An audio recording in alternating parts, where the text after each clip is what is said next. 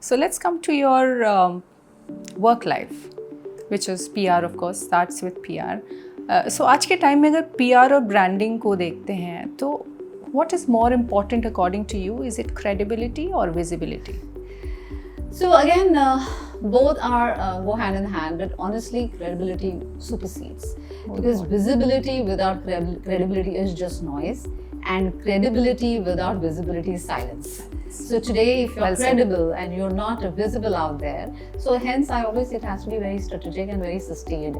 Today, there is so much happening on the social media. There is so much of virality happening. There's so much of it's real-time consumption that people just put out anything and everything. Yeah. But that doesn't help you to be more credible, right? So you have to strike the balance. But for me, anytime credibility is important. Credibility is like a long-term investment. Yeah.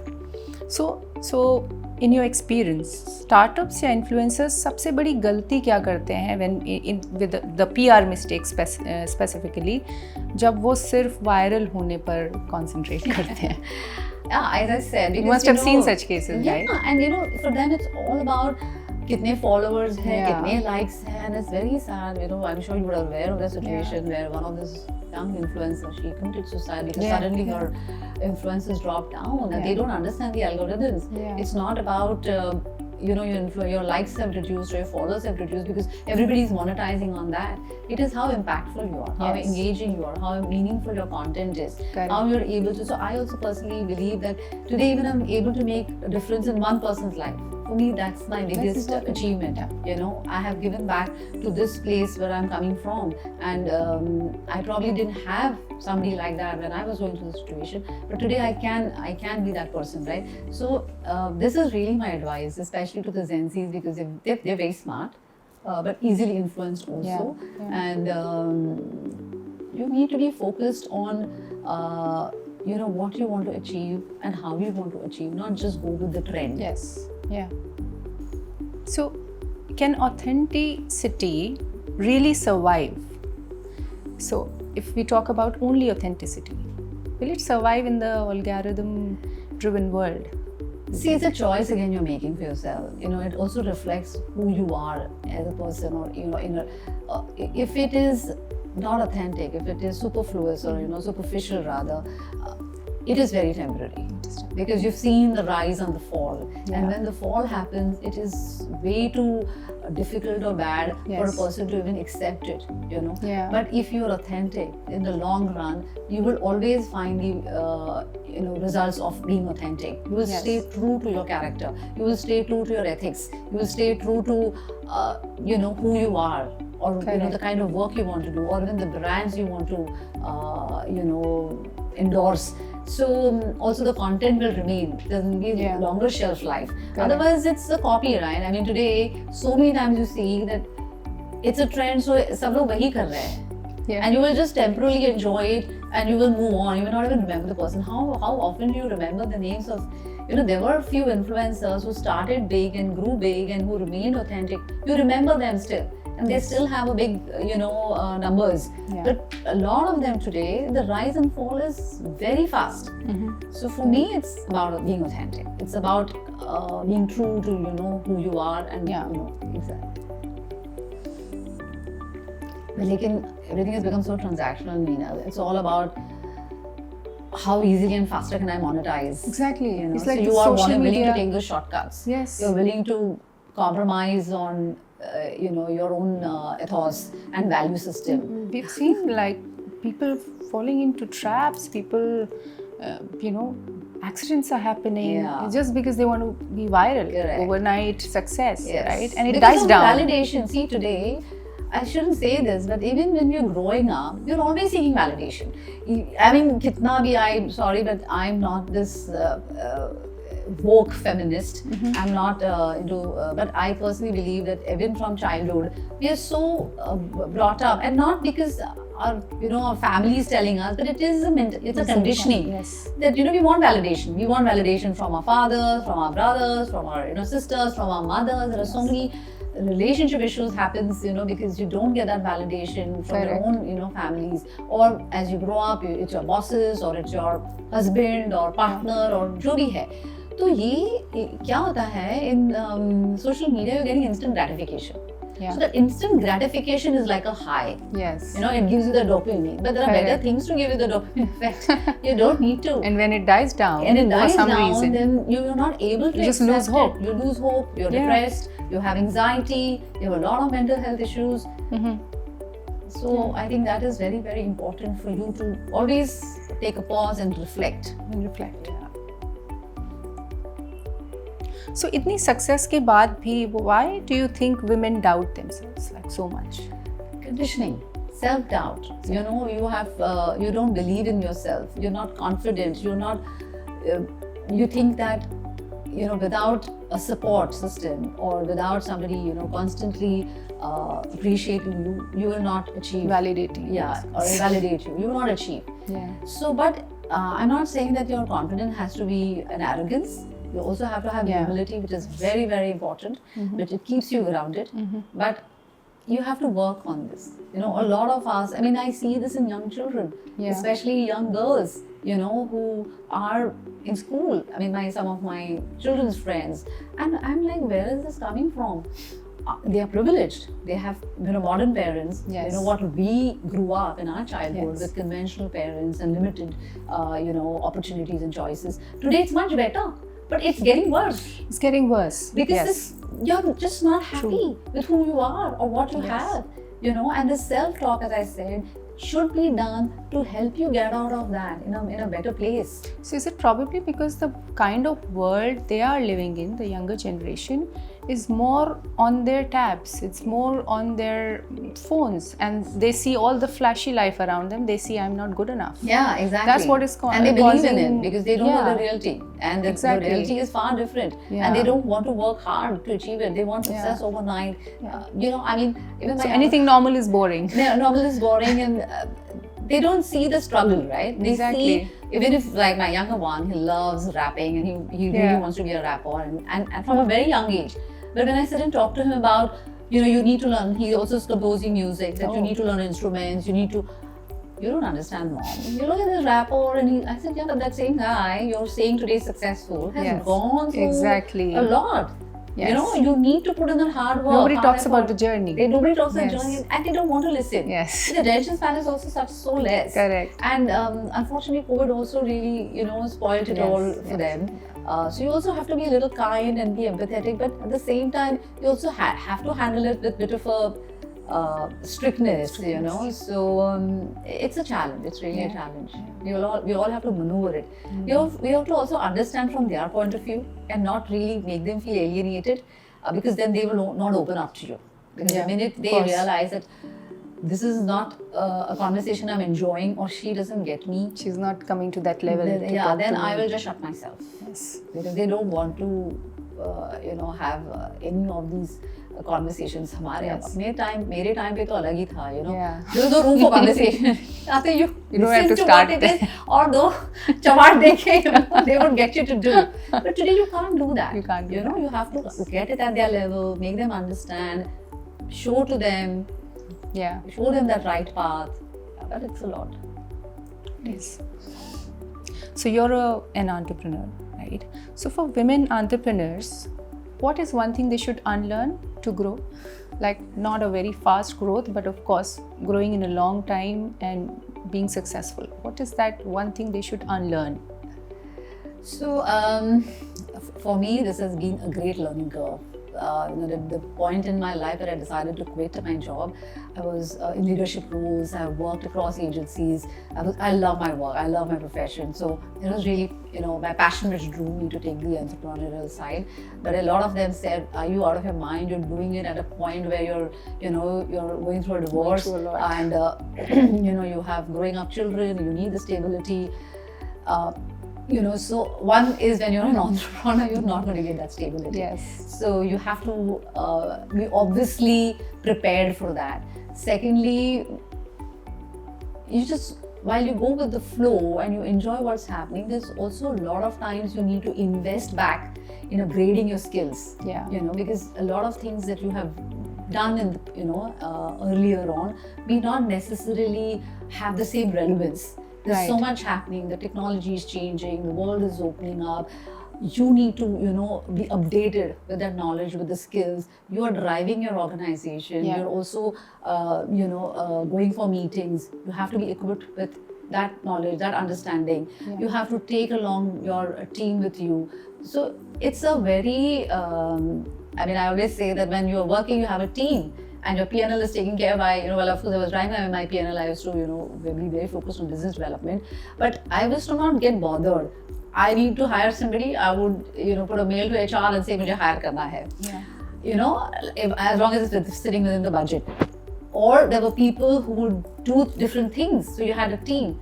There are times in my organization today, I have to end up doing everything because of the sensitivity of the client, or because the existing team is busy with something else. Yes. Or sometimes you're facing with a challenge, you're, all gung-ho, you signed up a great assignment, you are, all set to do, and then something else happens. Yeah. Which, suddenly shifts your focus. So you are a little bit on a shaky mode. But as an entrepreneur, this is my learning, that you take everything with head on, and first and foremost, be passionate.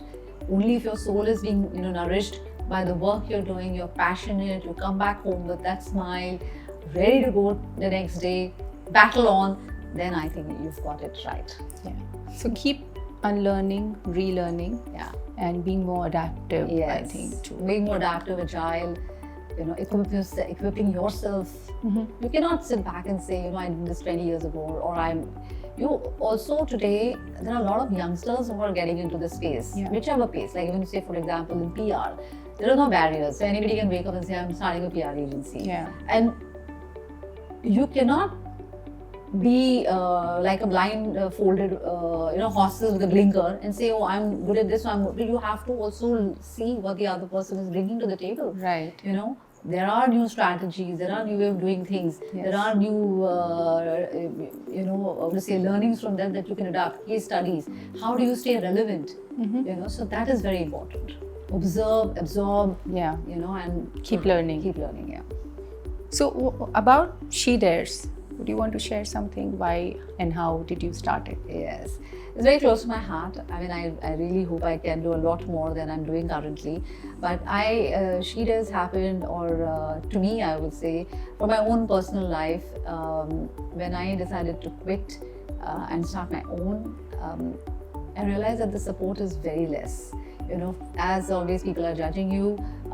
You are out there fighting it out all alone. And I also realized that being in media, people are not kind. So when you talk to media and say, okay, why don't you profile women entrepreneurs? They're always going to focus on the success stories, which is great. They are our role models. We idolize them. We need to follow them. But there are so many beautiful stories which are emerging, which are breaking through. The system, breaking through who they are, but they need a support. Yes. And I felt the need to create She Dares from that perspective, that can I give back to my profession, to the society, by giving my services, again pro bono, more to build up their businesses, to build up their profiles from that point of view. And it has worked beautifully. I work with women, mentoring them, grooming them, helping them build their businesses, because they probably come with one point of view. They may not understand, like one of my friends, she came back from Australia. She was in the IT field, but she came back from Australia, and then she got into handcrafted jewelry. Mm-hmm. And she only knew to make the handcrafted jewelry and probably, sell in a small way. But then we spoke, we made a business opportunity out of it. We started, putting out in pop-ups and, little fleas, and helped her in brand building, what kind of brand building needs to be done. In another case, she was a web designer, graphic, and she had a hobby of making doll houses. And she started taking that as a one-off thing. And I said, no, this is a great business opportunity. Yeah. And we sat together. We discussed on her funding, what kind of and these talks help. So She Does is all about providing that here and giving them a channel or a platform where they can share. So and coming out with certain solutions. Yeah. So that's really what I'm hoping to do, and bring together the women so that they can complement. Like you and I are good at you're good at certain thing, I'm good at certain thing. But can we collaborate and bring together? Maybe we can do something new. Something new. So and the other thing up. also which helped me to do this is, as a single mother and as a woman that I went through a divorce, we don't know so many things. We don't know law, we don't know the legalities, we don't understand, and we're always even to get to the right lawyer. I was fortunate because one of my friends, she's a lawyer, and one thing, she's not even a divorce lawyer. But I said, only you will fight my case, I don't care. And she really stood by me and helped me out, and of course I eventually got what I wanted in terms of the consent order. But there are so many women who come to me and say, I don't have the finances. Even to go to a lawyer to get the advice, it costs so much. Or I don't know what my rights are related to child, or alimony. Do you think I'm going to get an alimony? Or the other day a woman comes to me and says, I think my husband is having an affair, and I want to hire a detective to figure out what's happening. And I said, oh, that is secondary. First, talk to a lawyer. Find a right way to do this, because you don't want to get into trouble. And then she said, no, but I've already paid somebody, and so it's a lot. Even educated women like us, we don't know. So that is another area I'm working very closely to build up this support system. Right. Yeah. Amazing initiative, Sonia. Let's come to something which is more on relationships. Okay. इतना सब कुछ experience किया. What is love and relationship according to you? Since Valentine's Day is coming, let's talk about love. I think for me it's very deep, and I'm an eternal optimistic person. So I'm just going to say that even if I had a failed marriage, doesn't mean that I've stopped believing in that institution.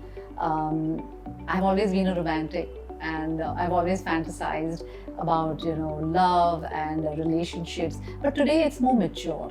Today it's more solid. Today it's more about having a companion.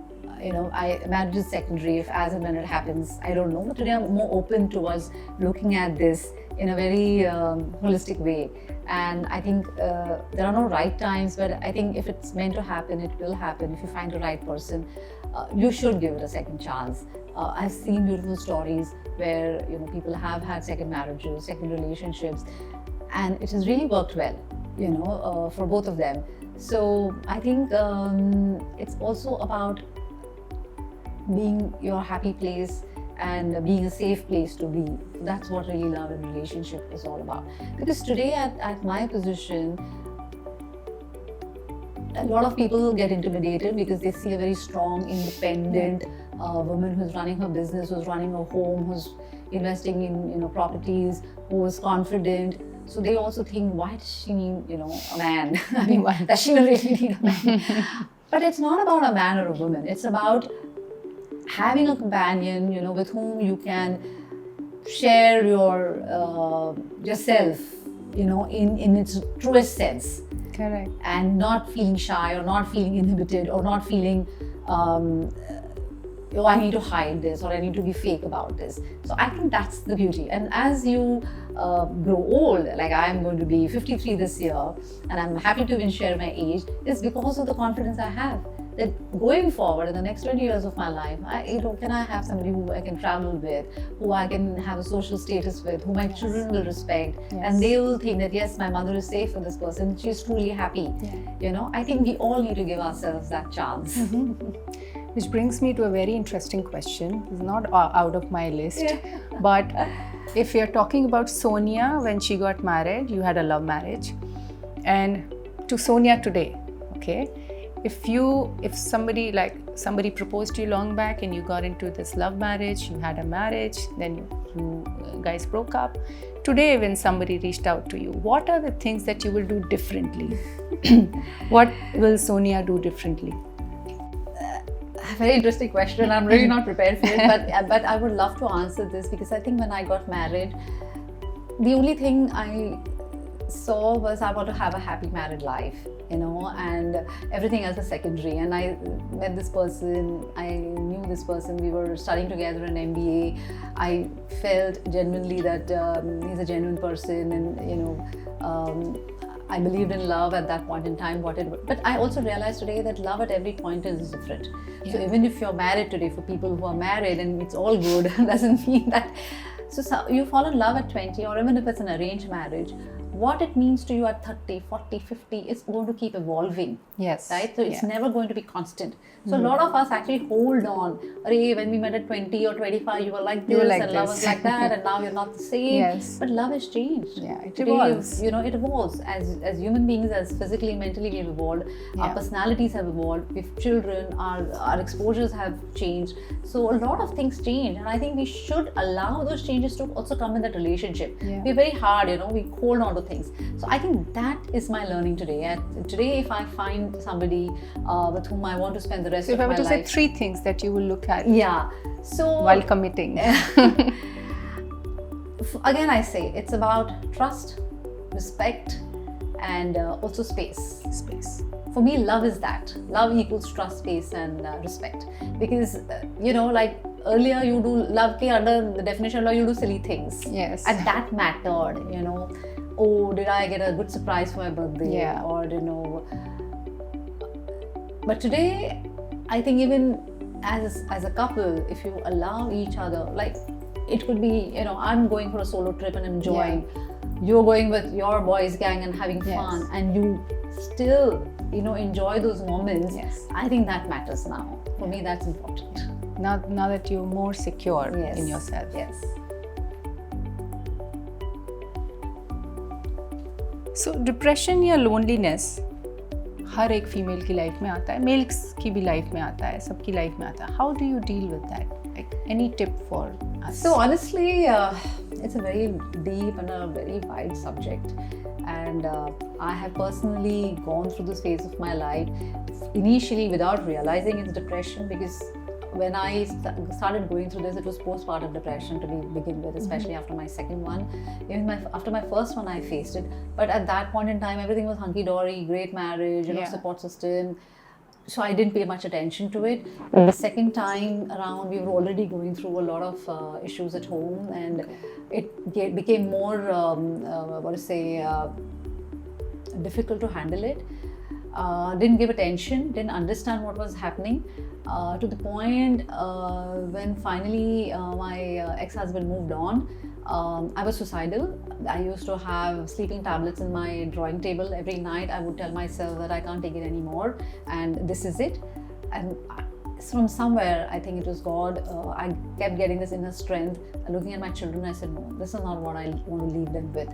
So I mean, if you look at depression from an isolation point of view, you can always allow it to suck you into it. It's a bottomless pit. But if you keep telling yourself that, and this is my own coined mantra, and I use it everywhere, it's never over till it's over. And even if it's over, you can start it all over again. Because if you tell yourself बस खत्म हो गया तो खत्म हो गया, but if you tell yourself कि भाई खत्म भी हो गया तो क्या मैं तो वापस कर सकती हूँ ना. Yes. And I've hit rock bottom, not once, many times, professionally also, many challenges, and I always believed, and I always tell myself that even if I hit rock bottom, I'm only going to bounce back. Yes. Who can take away what from me? I'm a normal, healthy person. हाथ पैर तो हिल रहे. I'm independent. I'm educated. और कुछ नहीं तो मैं I can survive this. But if I stop, telling myself this and stop believing in who I am, and of course a little bit of spirituality helps. I believe in God. I believe in the divine power. I know my father's watching over me. He passed away 10 years ago, and somewhere I get strength from that. I keep reading a lot. I keep listening, to a lot of mantras and everything. That gives me that power. you know. So I think that's what it is. I have been on anxiety tablet for 10 years, but last year I decided I have to get rid of this medication, come what may. That's why I told you, I invested in myself. I went to the nutritionist, I got into strength training, running to anyways I was doing. I put a structure to my life. For me, it was about movement, it's about recovery, it's about being fit, you know. I said, I'm not going to be hard on myself, I'm not going to have this big large goals. This is going to, you know, stabilize everything about me, my inner emotions, my inner strength, physically. And I'm off that medication. I'm happy to say I am off my anxiety tablet. I never ever thought that I will be off my anxiety tablet, because रात को मुझे सोने के पहले ही I used to fear. Like for me, it was that bad. You know, because I would not get sleep. I was erratic. रात को फिर मुझे panic attacks आते थे, and I would feel this is it. I'm not going to wake up. I'm going to get a heart attack. I'm going to die. You know, I was choking up. I was breathless. A lot of things happening, but it's all in your mind. Because you're so chaotic and you're thinking of so many things. You're overthinking. You're allowing external noise to also, you know, clutter you. But when you take that call, that I will be a better person, I will fight it out. I will not let it overwhelm. Let me get to the root of what is bothering me. You know, is it psychological? Is it physical? Is it emotional? Is it external? When you want to get to the root of it, trust me, the depression you know, it just dissolves. It takes time. Yeah. But you don't want to go back to the situation. So you have to.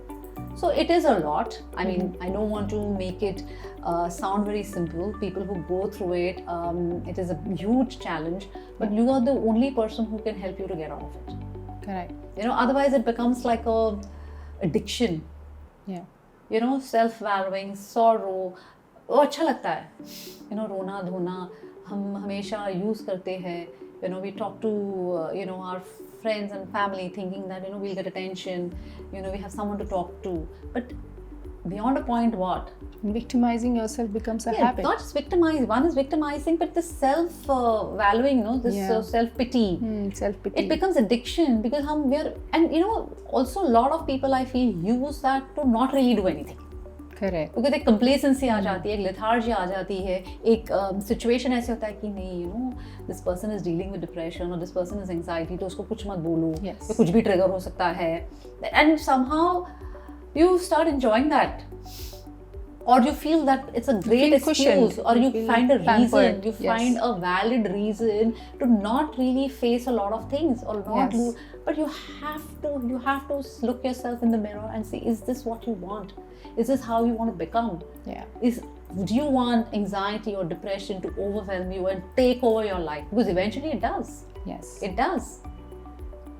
And you know, I used to read up, I used to go on Google, and I knew when my anxiety is hitting. I was in Phuket for a solo trip. I decided to go, and fourth day, because it was pouring heavily there, and I was literally in my hotel room, and probably something else was happening at that point in time. I thought I'm not strong enough because I couldn't take being alone by myself for those 3-4 days. And the fourth day, it was a late evening, my panic triggered, and it was really bad. And I knew this is panic. No. But yet I'm not able to convince myself. So I paced up and down. I called my sister.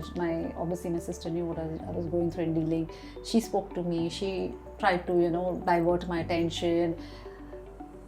But then I said no. I mean, अभी मैं इसके साथ कितना बोलूँ? आधा घंटा, 1 घंटा. I cried a lot, and everything. I felt my life is over. I thought I'm going to die in that hotel room. What will happen to my children? You know, who will find me? All of those things. Then I said, I can't be in this situation. I took a shower, packed my bag. Anyways, I had an early morning flight. I left for the airport. I said, let me be at the airport. And I said, I'm not going to let this get to me. I'm much stronger than this. And today I'm very happy I'm out of this. I mean, there are times when I do get that little sense of, but then I calm myself. And there are techniques, you know, you do breathing, and exercises helps. And for everyone, it could be different. For everyone, whatever you like doing, you can just do. You paint, I started doing sing. things which I've never done. I learned the ukulele. I'm learning Hindustani vocals. I love music. I joined Kathak. You know, I just start doing I just take on things which just keeps me very, very... See, the point is you need to be constructively occupied. You need to get energy, you need to get passion, you need to look at yourself and you're very productive.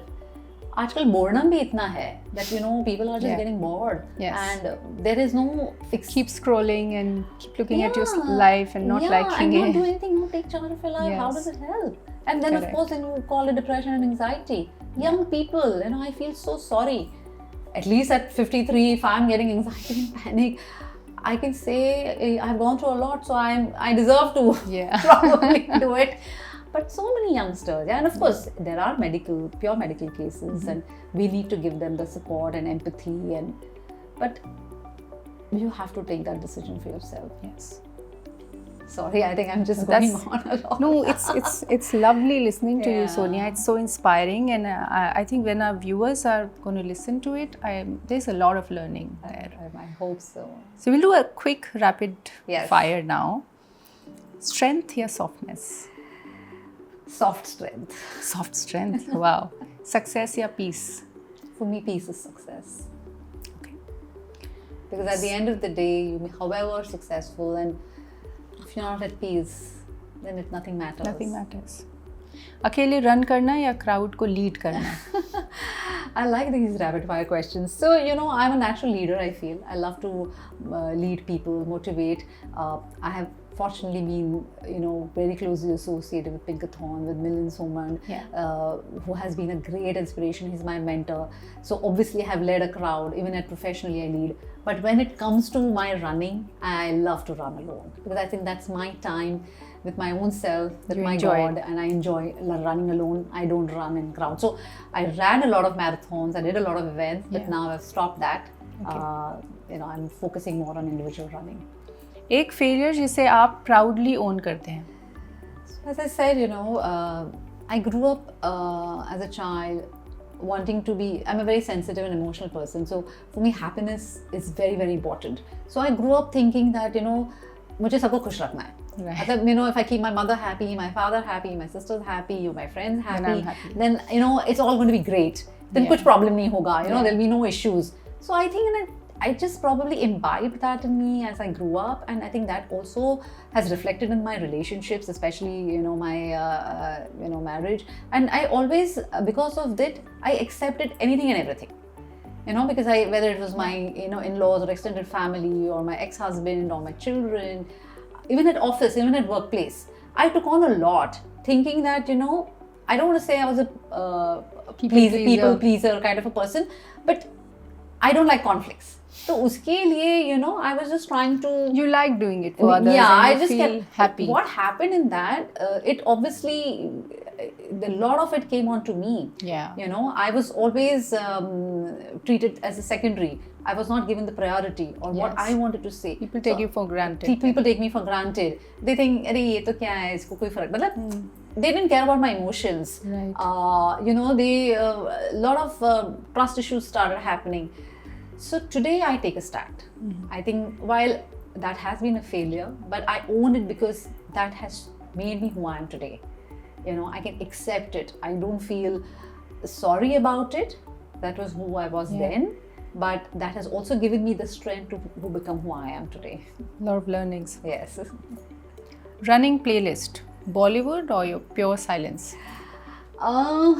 It's mixed actually. It's all very mood dependent. But now I actually run without playlist because I do my chanting. Oh, okay.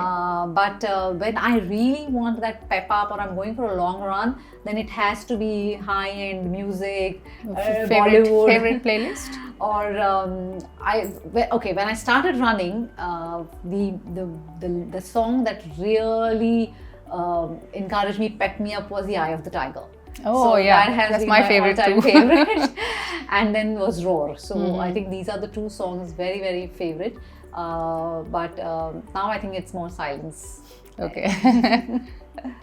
So coffee before run या बस उठ जाओ बाद में देखेंगे? Coffee is a must? Coffee is no go at all. I mean, I have to have coffee. Because I think the civilization depends on coffee. Yeah. I mean, earlier I used to drink a lot of tea coffee. Now I have brought it down to a cup of coffee in the morning. That will have my very specific coffee before my run or workout. Right. And then a cup of tea at 4 o'clock. But coffee in the morning is a must. Wow. Overthinking या भाड़ में जाए? My overthinking nature has now made me भाड़ में भाड़ में जाए. Lovely. Because overthinking से कुछ नहीं मिल रहा है, तो अभी तो Correct. भाड़ में ही जाओ. So one quick question around, because you're a Pinkathon ambassador, what was your journey? How did you start it? Very amazing, because I think as we were discussing before the shoot, that some things are God sent, you know, and Correct. God has His way to give you that support you require. And I think Milind Soman was that God sent inspiration, motivator, mentor, whatever you may call it. And it has been a very, very transformative journey for me because of Pinkathon.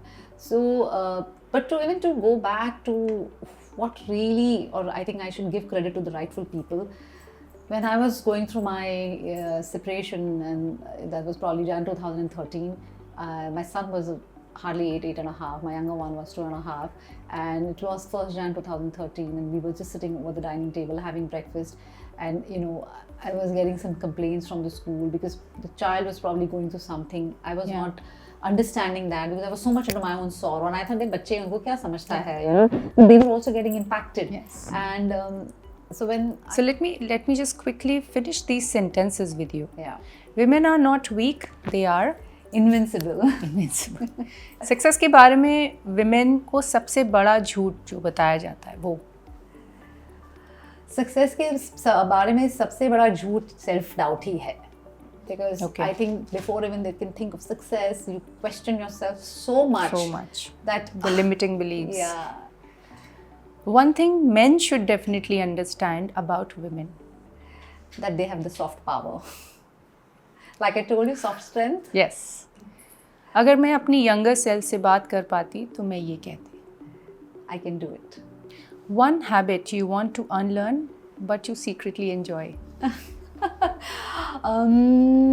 It's about playing games on mobile. Wow.